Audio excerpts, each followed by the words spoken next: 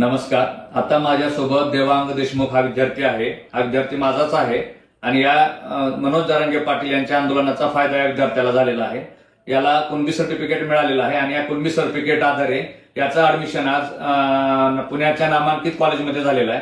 त्या कॉलेजला 1,31,000 फीस असताना याला फक्त 18,000 मध्ये प्रवेश मिळालेला आहे आणि पुढे ओबीसी असल्यामुळं अजून पंजाबराव देशमुख असेल किंवा पोस्ट मॅट्रिक स्कॉलरशिप असेल त्या सुविधा त्याला मिळणार आहेत.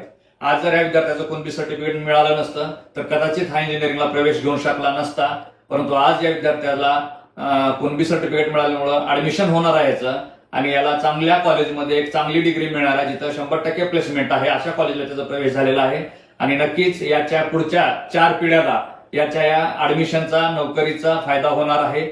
म्हणून म्हणतोय की आमचे विद्यार्थी गरीब विद्यार्थी असतानाही शिकण्यासाठी आम्हाला आरक्षण पाहिजे आणि नोकरीसाठी आम्हाला आरक्षण पाहिजे.